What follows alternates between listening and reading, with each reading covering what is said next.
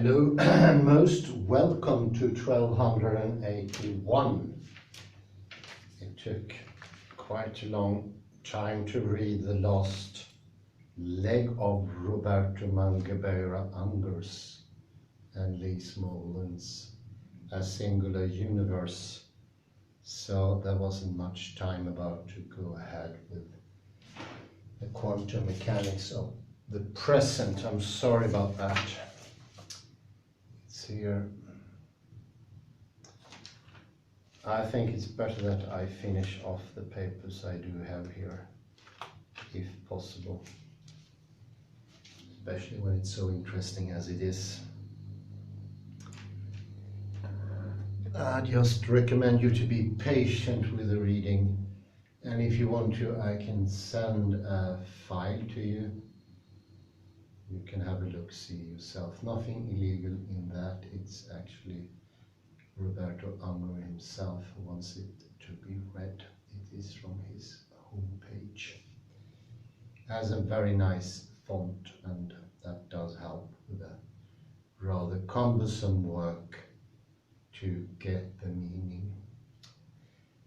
Of course, we've been helped during this series by taking up the problem with Platonic mathematics, as you might recall from Bauer and his exposure of the Platonic thrust in the mathematics of the 40s. But I soldier on here. It's tough. Standing like this is a bit uncomfortable, but it seemed to be doing the trick for understanding, if nothing else.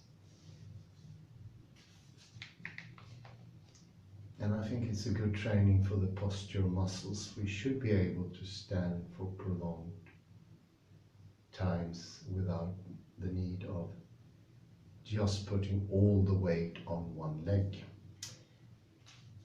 So 322, second paragraph of the indication of a new subchapter. The view invoking these four attributes of mathematics helps explain and resist the two temptations to which our mathematical capabilities subject us. They form part of the price that we pay for these powers. The first temptation is the temptation to imagine that our faculties of mathematical abstraction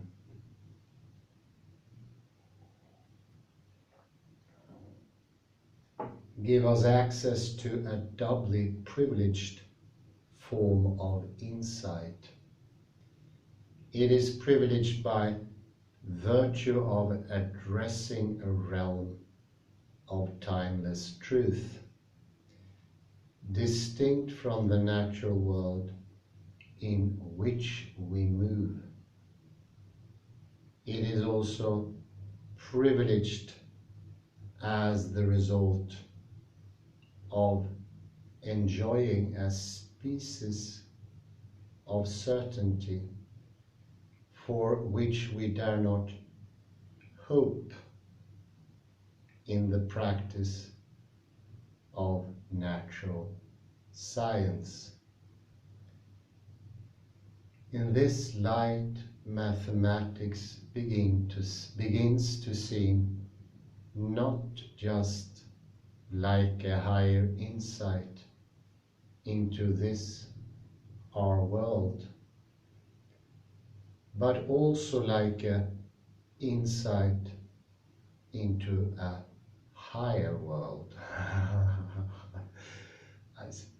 The second temptation is the temptation to deny or to discount the reality of time, given that the simulacrum of the world with which mathematics presents us is timeless. Our mathematical and logical reasoning is a fifth column within the mind, working against recognition of the inclusive reality of time. In the conflict between what nature seems to be, steeped in time, as well as endlessly varied,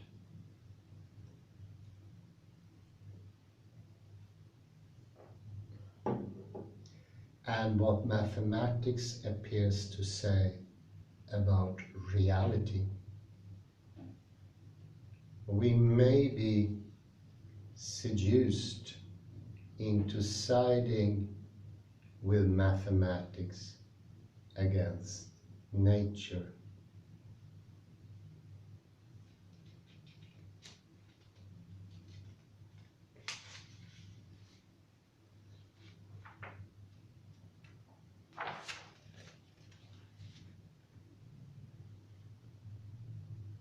The two temptations threaten us with different degrees of illusion. The second more dangerous than the first. The relation between them is asymmetrical. We can succumb to the first without giving in to the second. However, it is difficult to surrender to the latter without having accepted some of the former, for reasons that are conceptual as well as psychological. We are led to diminish or even to reject the reality of time by the conviction that the most reliable truths, the truths of mathematics, are timeless. The preceding argument gives reasons to reject both temptations. The refusal for the two temptations helps create a basis for a deflationary and naturalistic approach to mathematics.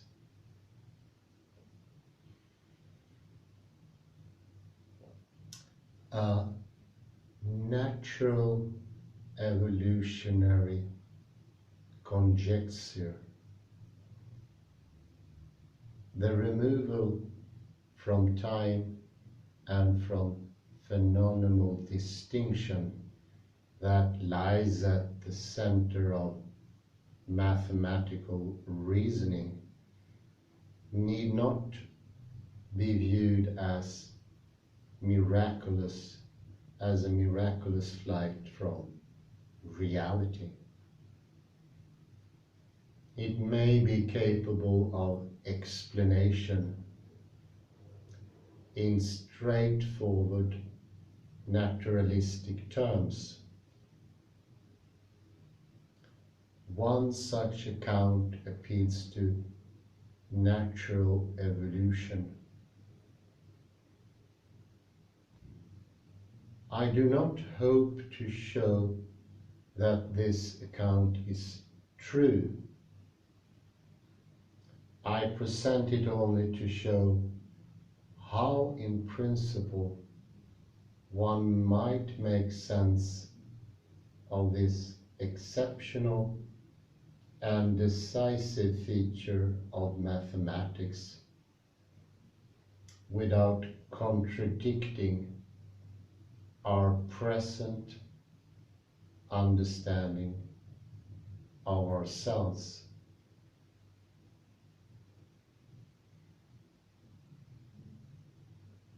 The mind is a problem-solving device, but it is more than a machine. One of the most basic ways in which we distinguish ourselves from other animals lies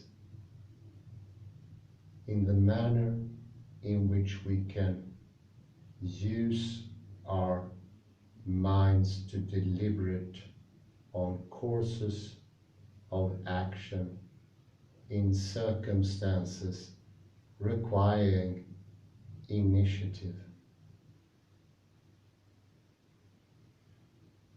We can compare different ways of intervening in a circumstance and of changing it through our intervention, or at least of escaping its dangers. The extent of our power to solve problems in the service of transformative or evasive action depends in part on the range of our ideas about the ways in which pieces of the world can combine and recombine.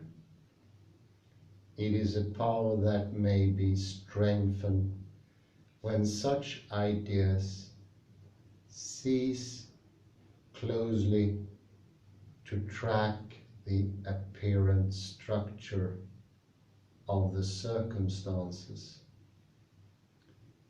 This power may be enhanced even more if these views of how parts of nature can connect, outreach any conclusion at which we might arrive by induction from past experience. At one limit of constraint on our ideas of connections lies whatever by way of tacit thinking is implicit in the behavior that used to be called instinctive. At the opposite extreme of the broadening of our ideas of connection is our capacity for mathematical and logical reasoning, with its radical disengagement of the relations among parts of the world from their material and temporal embodiment.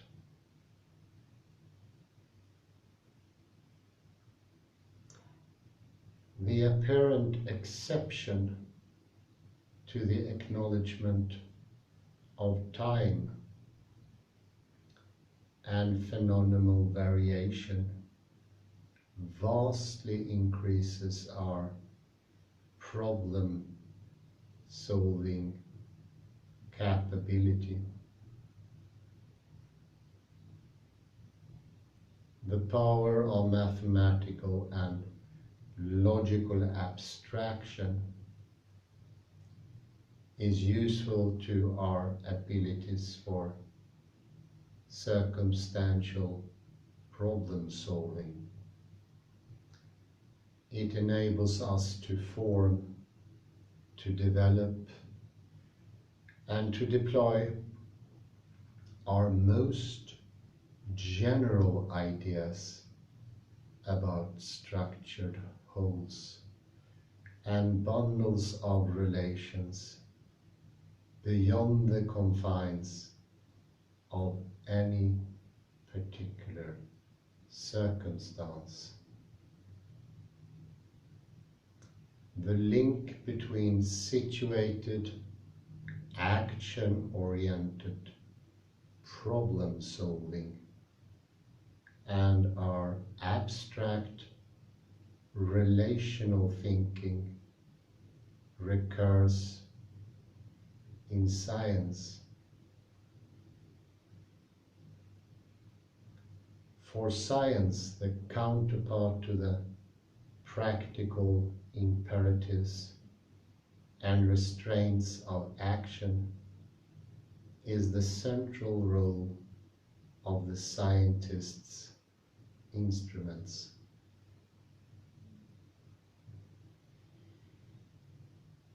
The tools by which he surpasses the limits of the senses to investigate nature and to subject it to his experiments. The tools extend the reach of the senses, but only up to a point.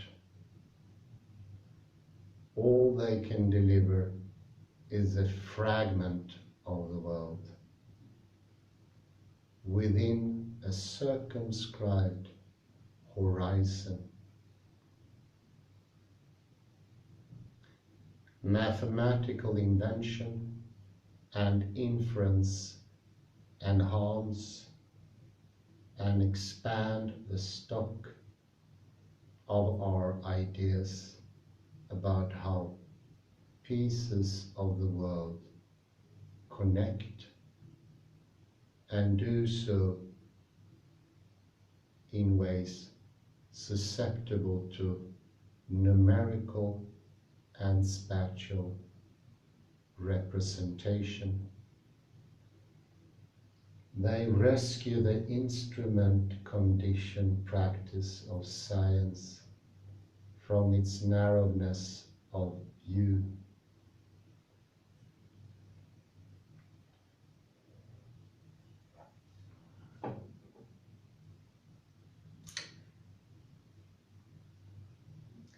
The precondition for such rescue is the existence of a two-sided mind. To excel at problem solving, the mind cannot be merely a modular contraption operating formulaically. Two sides of the mind must coexist. In one side, the mind is modular. It is made up of discrete components with specialized functions. It is also formulaic.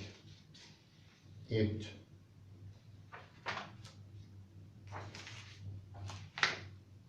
operates repetitively as if according to formula, and therefore as a machine.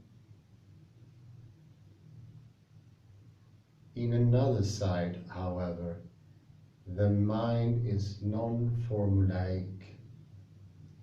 It can conceive or discover more than can be prospectively generated or countenanced by any formula or system of formulas. An advantaged, enabled, but not explained by the plasticity of the brain. It exercises a faculty of recursive reasoning, an ability to combine everything with everything else. It enjoys a power of negative capability, a power to defy and outreach its own settled methods and presupposition. This other side of the mind is what we call imagination.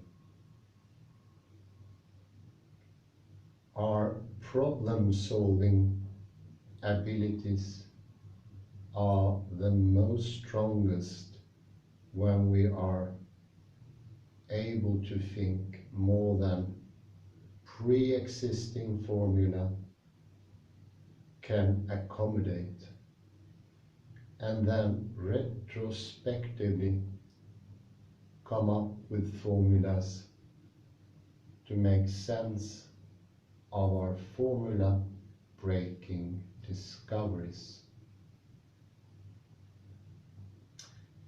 To this end, we have to be able to develop new ways of understanding, of explaining, of seeing what stands before us in the scene of imminent action as an ordered whole or as a set of relations. When in natural science we extend the reach of our senses by using our scientific instruments,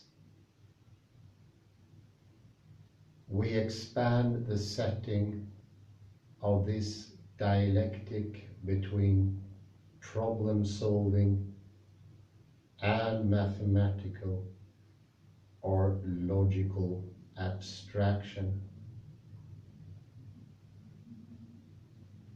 We do not, however, change the character of the dialectic.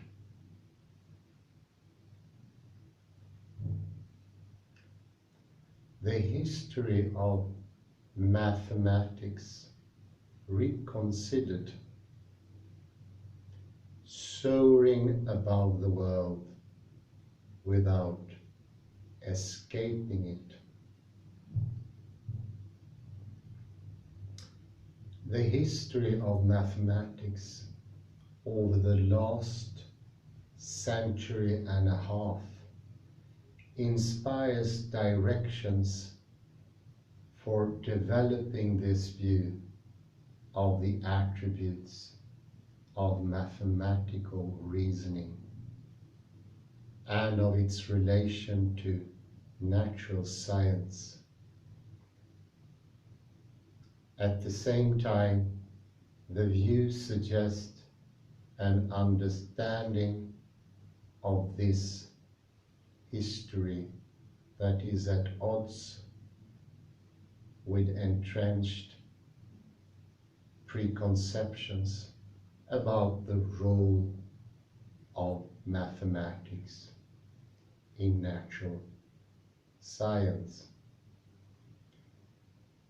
Two overriding tendencies have characterized the advance of modern mathematics. The first tendency has been movement progressively away from perceptual experience and common sense reasoning. This movement has occurred in both the main registers of mathematical insight, space and number. With respect to space, its chief manifestation has been the development of non-Euclidean geometries. With regard to number, its expressions have been countless. None, however, has been more subversive of common sense prejudice than the mathematical techniques for taming the idea of the infinite, or more far-reaching in its scope and implication than the theory of sets. Antonymies in set theory led to the crisis which came to a head in the 1920s in thinking about the foundations of mathematics.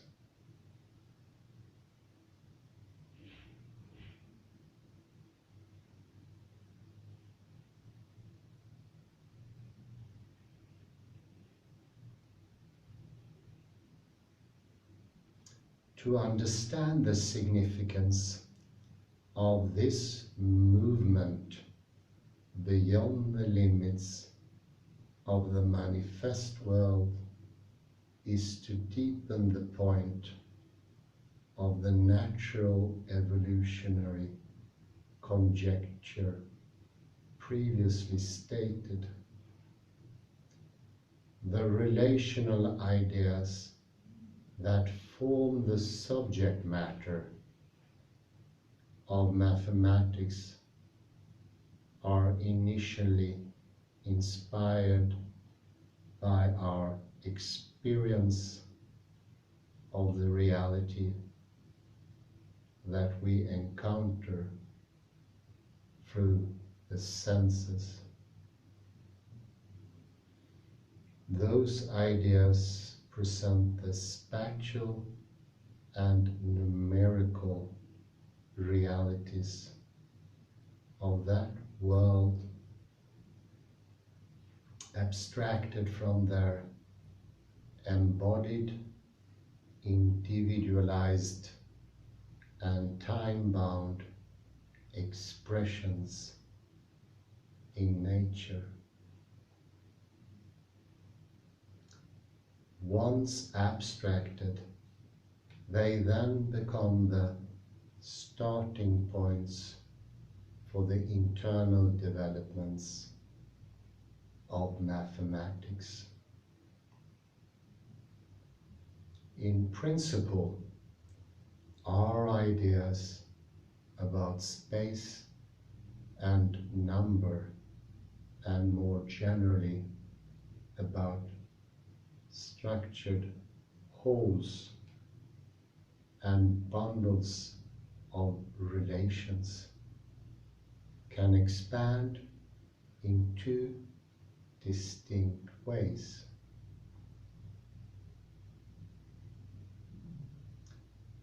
One way is by the direct analogical amplification of our interpreted perceptions.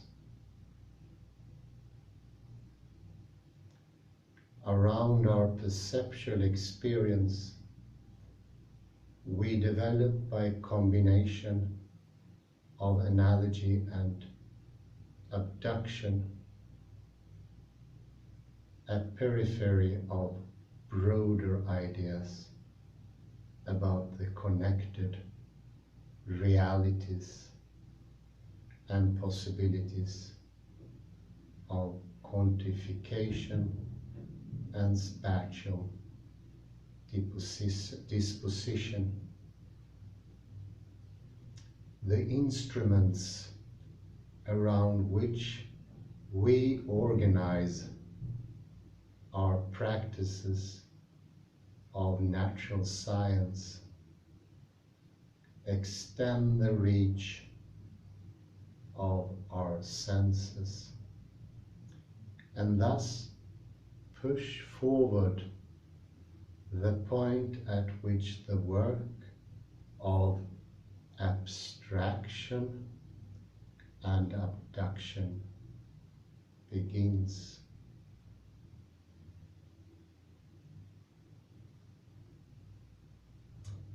A second way in which the ideas develop accounts for a far greater part of modern mathematics. The indirect analogical amplification of our perceptual experience. The proximate source of analogy and abduction becomes mathematics itself rather than the perceptual world lying behind it. The raw material of the amplifying activity lies in the first instance in the established body of mathematical ideas and procedures, and only at the second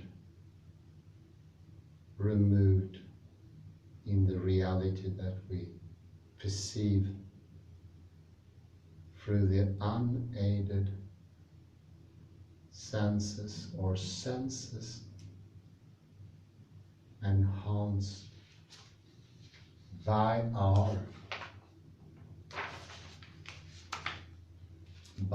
instruments.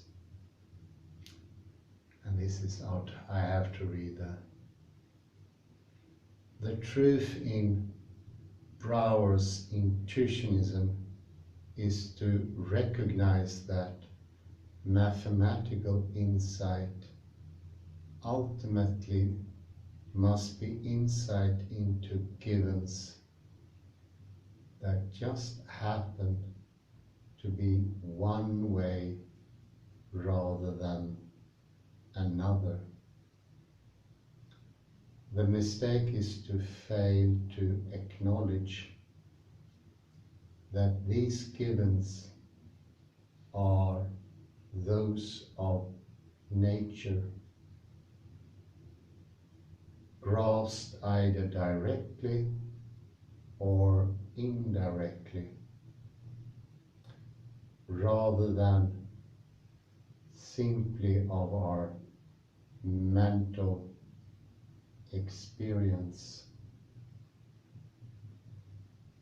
As mathematics progresses, the indirect reference to the natural world comes to overpower the direct one. Mathematical reasoning leaves perceptual experience, even as augmented by technology, with which we equip it back into the dust. This overtaking of perception misled Kant into defining mathematics as the form of inquiry in which rational concepts are constructed.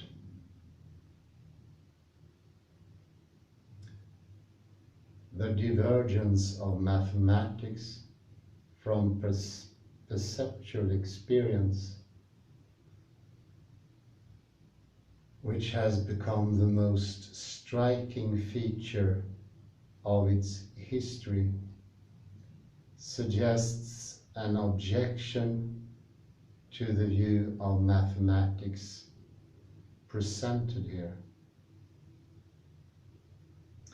According to this objection, we cannot plausibly believe mathematics to concern the one real, time-drenched world, albeit from a perspective foreign to both time and phenomenal particularity. We cannot, because the preponderant element in the history of mathematics has been internal to its own work. One set of mathematical ideas and problems has generated another.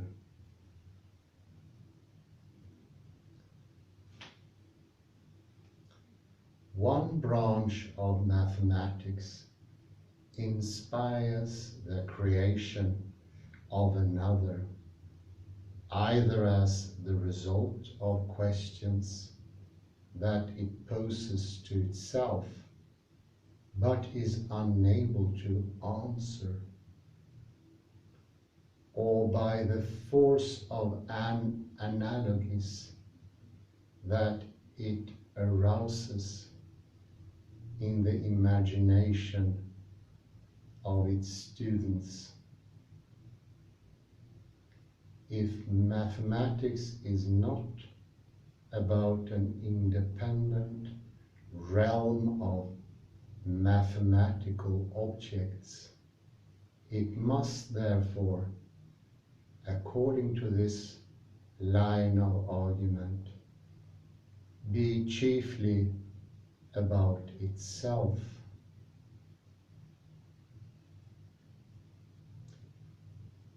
The ordinary activity of the mathematician seems to confirm this interpretation of the history of mathematics. Although he may often find inspiration in the inquiries of natural science, his most fundamental and persistent experience is likely to be that of an autonomous development of mathematical ideas, independent of any engagement with the natural world. The incitement to mathematical innovation provided by science may, on this view, serve only to enhance a force of development that comes chiefly from within mathematics.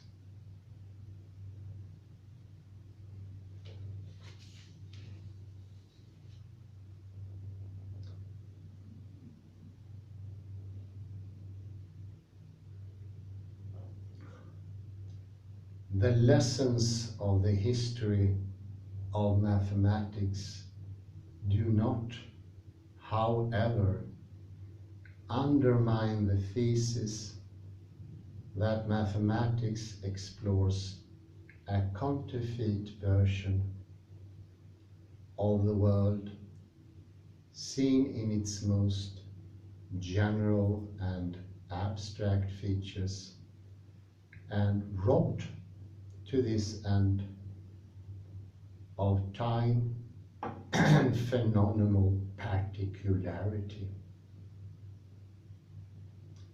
Those lessons qualify and deepens these theses. They teach us how the power of mathematics arises from its paradoxical combination of connection and disconnection to nature. Once understood, they begin to dispel the air of mystery surrounding the uses of mathematics in science. Rather than suggesting that the truths explored by science are prefigured in mathematics, whether the mathematics that we already know or the one that we may develop, a reading of the history of mathematics suggests that there is no such guaranteed convergence between scientific discoveries and mathematical insights. We are not entitled to expect either that any given piece of mathematics will be scientifically useful, or that any scientific discovery will be best represented in mathematical language.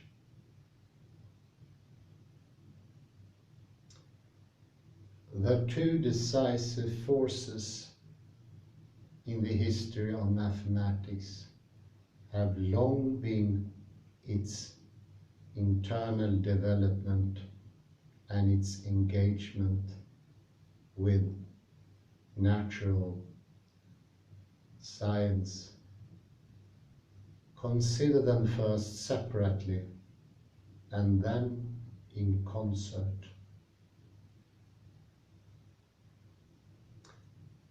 By internal development, I mean the power of mathematical reasoning to inspire an agenda of problems and innovations on the basis of its own resources,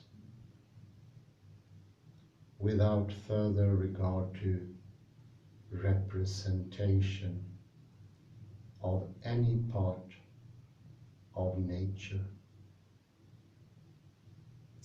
The key point in this expression lies in further. Mathematics begins historically and psychologically as an account of the most general and abstract features of nature. The spatial disposition of distinct things in the world becomes geometry. the plurality of countable things in the world becomes arithmetic. The faceless and timeless world of early or primitive mathematics reveals the one real world under an austere dispensation.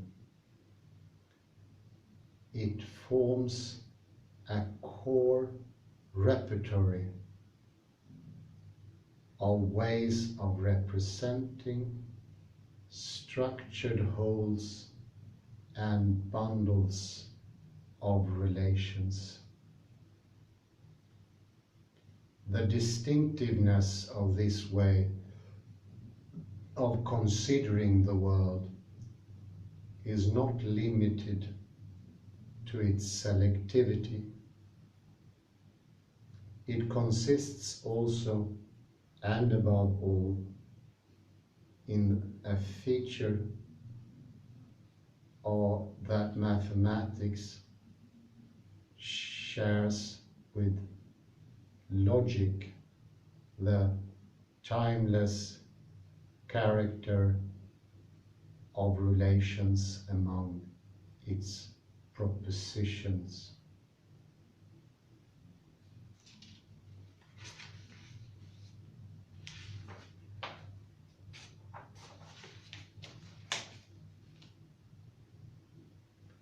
The elements of this repertory can then be varied and extended.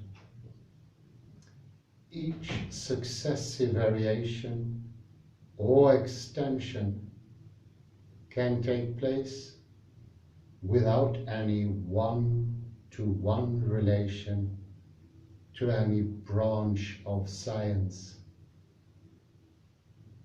Having begun in a selective representation of nature, mathematics takes off. It develops its toolbox as if nature were no longer the object. Its original abstraction and selectivity make it all the more useful to the investigation of the world by providing us with ideas about structured wholes and bundles of relations that are not confined to any particular setting of perception or of action.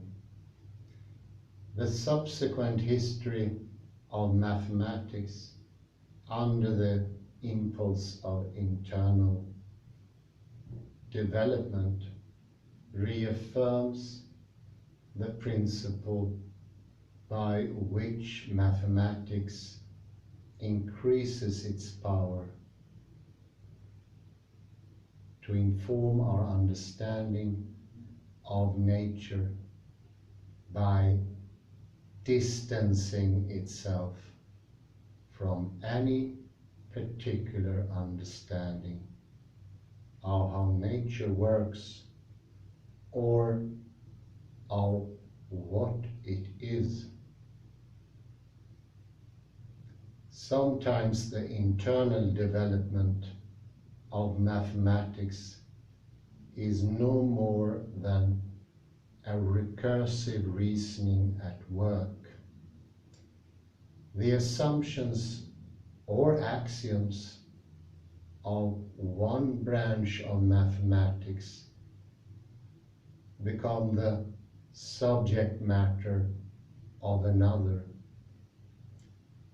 The methods of reasoning deployed in one branch are redefined as a special case of a more general domain of inquiry.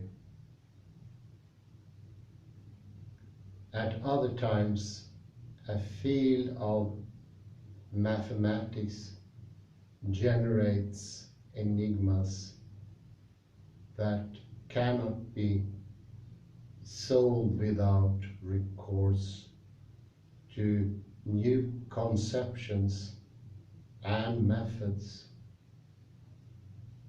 There is then a more radical break with the established ideas and methods, rather than a continuous progressive movement to greater depth or generality of vision.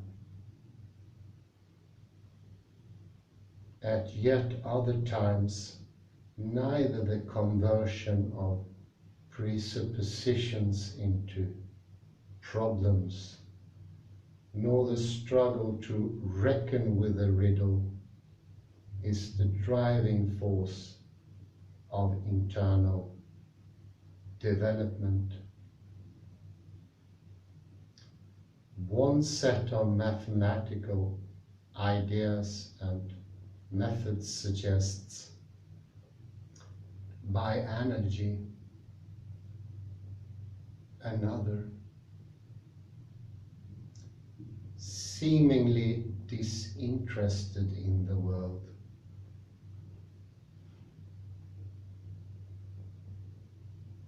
Mathematics then finds sufficient inspiration in itself.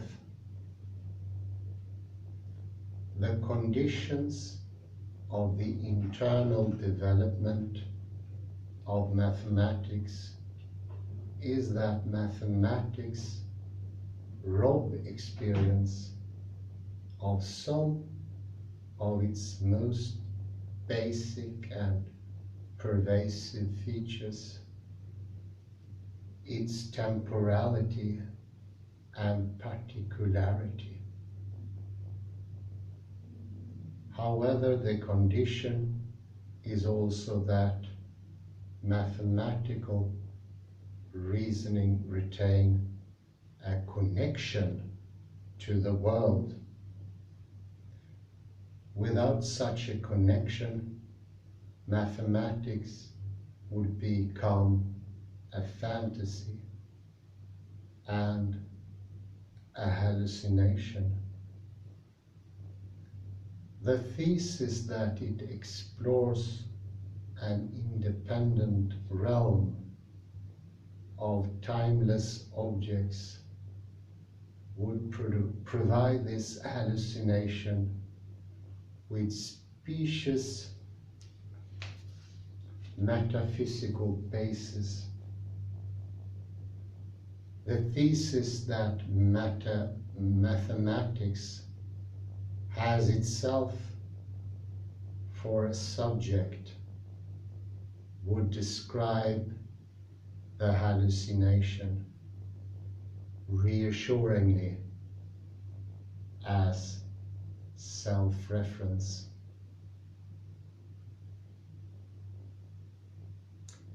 Mathematics, however, is not an hallucination. It remains connected to the world, the only world, through engagement with natural science, as well as through its origins in abstraction and selection from perceptual experience.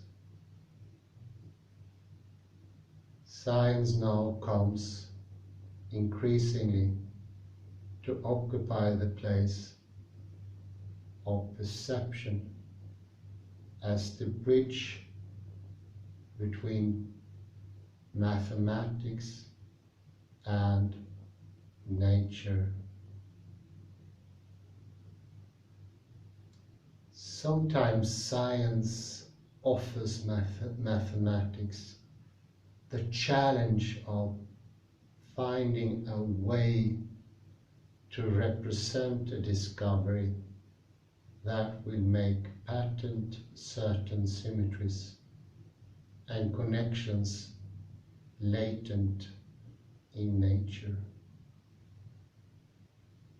Mathematics then responds to science. At other times, the mathematical's ideas that can serve such a purpose are already available, although unapplied or applied to other problems. This two-way relation between natural science and mathematics is so central a trait of the histories of both mathematics and science that it elicits an impression of mystery. The mystery of the unreasonable effectiveness of mathematics in science. This mystery, in turn, strengthens the attractions of vulgar Platonism. It reinforces the conviction that mathematics must be about an independent realm of being, if it is not simply the explication of a game that, once invented, is found to have more content than its inventors supposed it to possess. In every instance, however, what appears to be an astonishing and strange examples of the convergence of a physical phenomena or process with a mathematical equation turns out to have an independent physical explanation.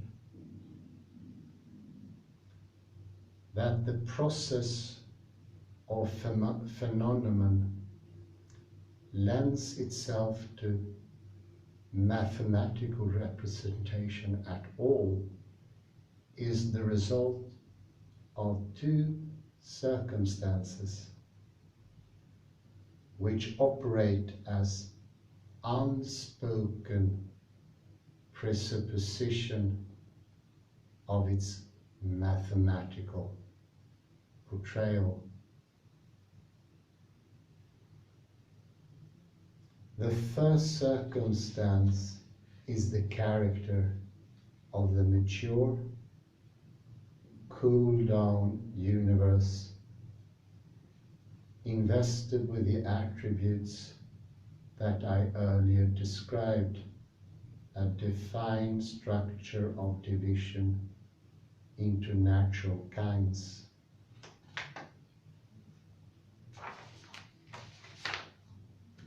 A distinction between recurrent states of affairs and the laws of nature governing them. In parenthesis, so that causal connections appear to be the consequences of the laws, when, from a wider perspective, they are in fact primitive features of natural reality, and a diminished susceptibility to transformation,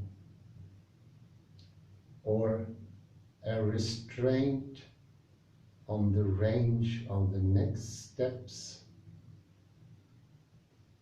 this singular universe happens to be extraordinarily homogeneous and isotropic. As a result, it creates a setting hospitable to repeated phenomena and regular connections.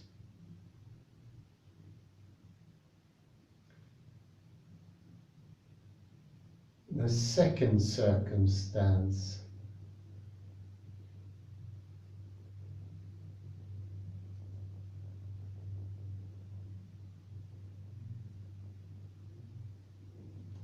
is the limited importance to the phenomenon subject to mathematical representation of the features of reality, from which mathematics, by its very nature, abstracts time and phenomenal particularity. This abstraction exacts a greater price in some branches of science than it does in others. That mathematics can be useful to scientific inquiry at all depends on the combination of these two circumstances. That one mathematical connection rather than another strikes one of nature's chords.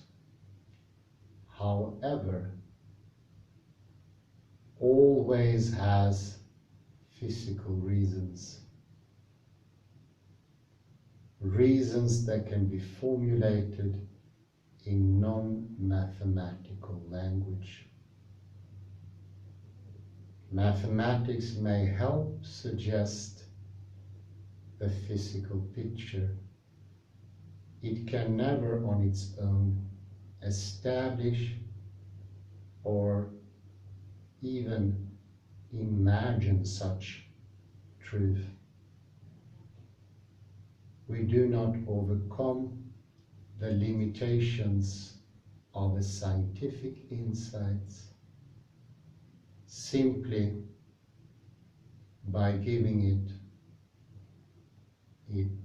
it mathematical expression. It's just beyond belief.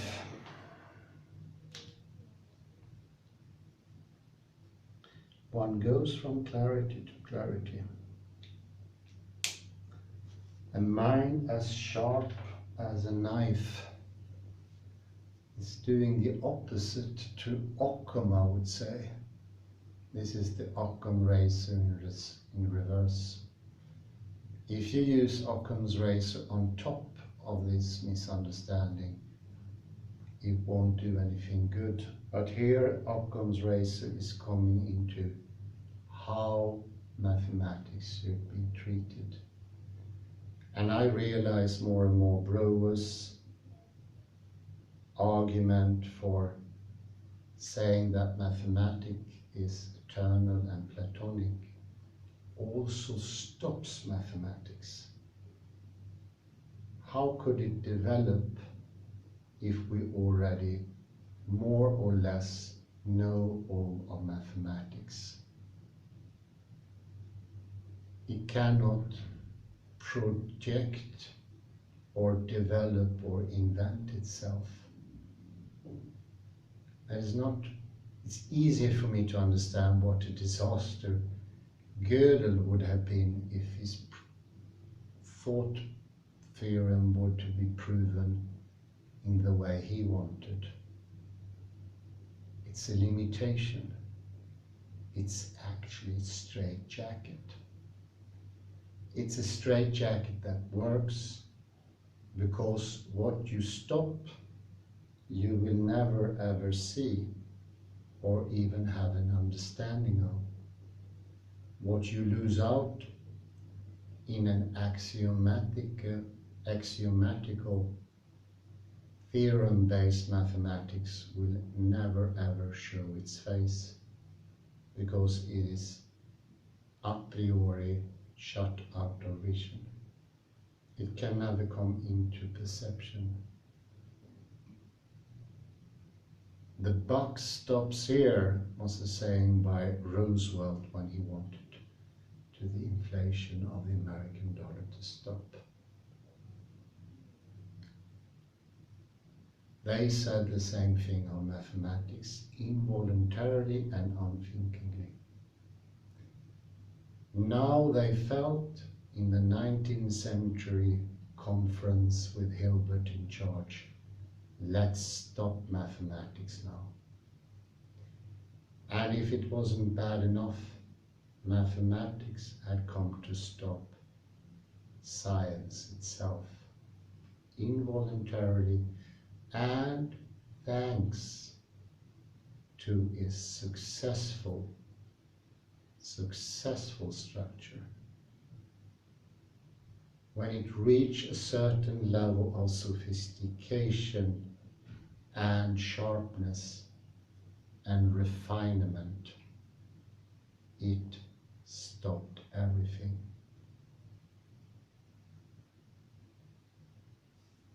It's not bad to be able, like Unger here, to point out something that we could have lived our lives without ever having a clue of. It is not a sort of problem that shows itself ever, because it deals with time itself. And if you want to shut out time in your life, you can do it. And you will never ever know what you lost. Scary enough, it is very similar to lobotomy. A thinking exploration and time lobotomy. Because you will never ever know what you lost.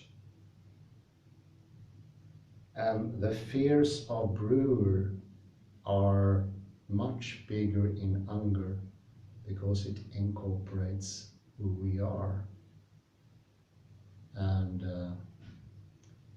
expounding that and giving it explanation, although as tedious and repetitive it is possibly the most important thing that can be done in science now. The mission shared by Smolin is of utmost importance. And they got the tools that Paul Feyerabend never had. An explanation how mathematics can stop itself that is understandable.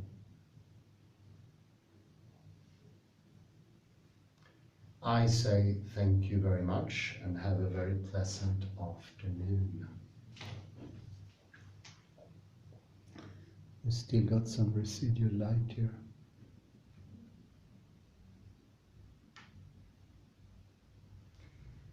Here you see a geodesic dome